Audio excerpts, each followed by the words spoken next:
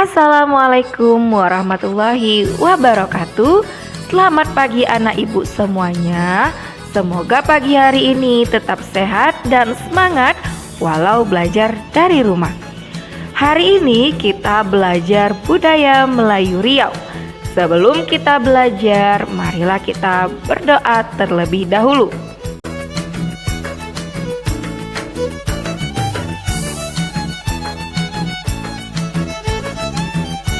Pembelajaran kita hari ini mengenai Sultan Mahmud mangkat di Julang.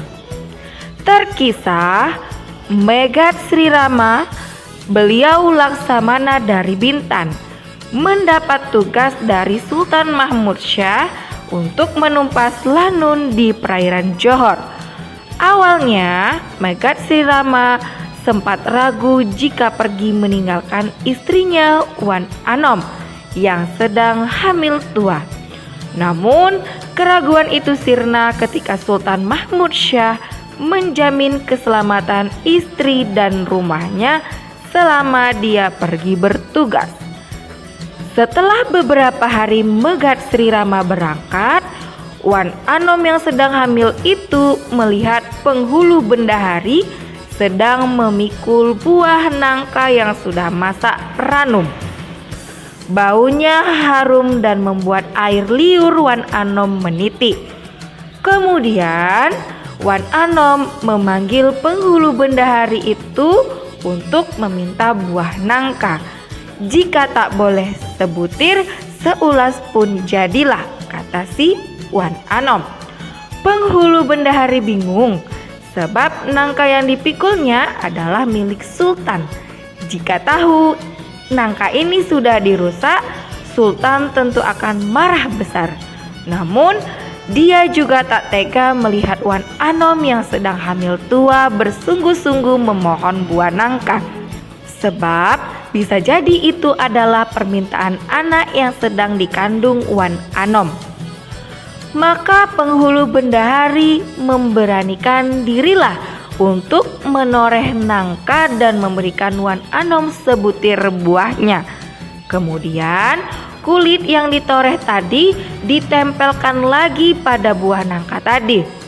Sekilas pandang, torehan tadi tidak begitu nampak karena tertutup oleh getah buah nangka.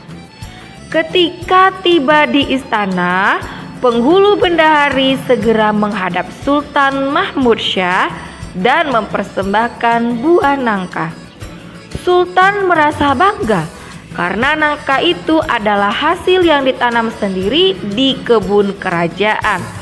Sultan pun meneliti keadaan nangka dengan seksama hingga akhirnya ternampak cacat pada kulit nangka yang sudah ditoreh tadi. Sultan yang merasa malu di hadapan tetamu istana begitu marah dan berang. Penghulu bendahari ditanya sebab musabab nangka itu bisa cacat. Karena tidak dapat mengelak, penghulu bendahari akhirnya menyebutkan Wan Anom yang sedang mengidam nangka. Sultan Mahmud Syah segera memerintahkan penghulu bendahari menjemput Wan Anom ke istana.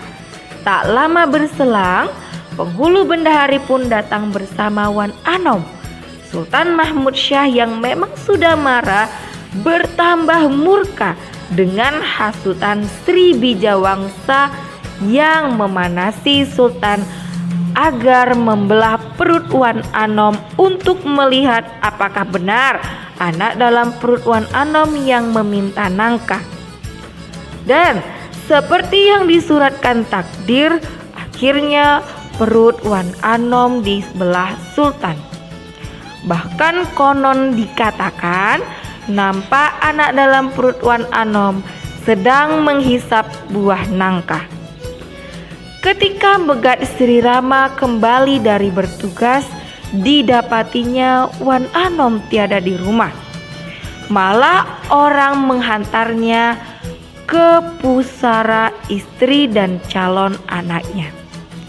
Amarahnya tiada tertahan lagi begitu menderita cerita dan kejadian sebenarnya yang menimpa Wan Anom.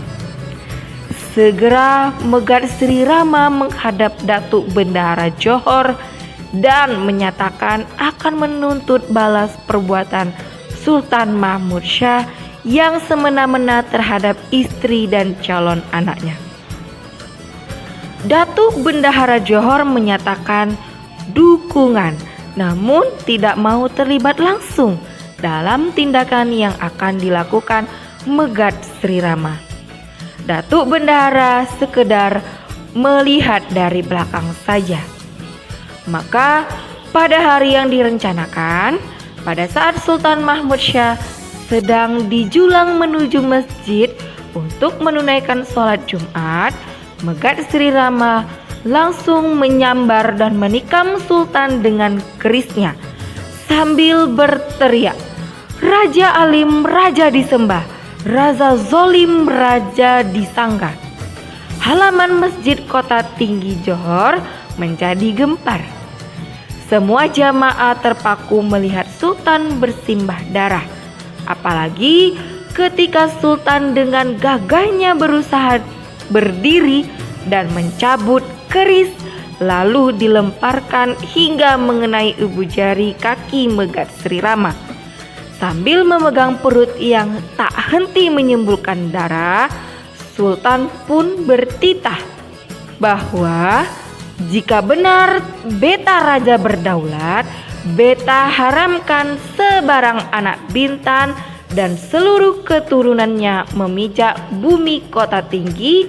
Jika dingkar, beta sumpahkan muntah darah hingga putuslah nyawa. Sebarang di sini artinya semua atau siapapun. Jadi dapat kita artikan titah Raja Sultan, jika benar beta raja berdaulat, beta haramkan siapapun anak Bintan dan seluruh keturunannya memijak bumi Kota Tinggi. Jika dingkar, beta sumpahkan muntah darah hingga putuslah nyawa. Setelah bertitah demikian, Sultan pun rebah di atas julang dan menghembuskan nafas terakhir. Oleh karena itulah, maka Sultan diberi gelar Sultan Mahmud Mangkat di Julang. Adapun ihwal Megat Sri Rama akhirnya turut wafat setelah muntah darah secara tiba-tiba. Tempat kejadian ini masih dapat kita lihat di Kota Tinggi Johor Lama. Bukti sejarah berupa makam Sultan Mahmud Mangkat di Julang, kuburan Megat Sri Rama, Wan Anom, dan masjid tempat Sultan Mahmud Syah ditikam Megat Sri Rama masih terpelihara dengan baik dan dapat dilihat hingga sekarang.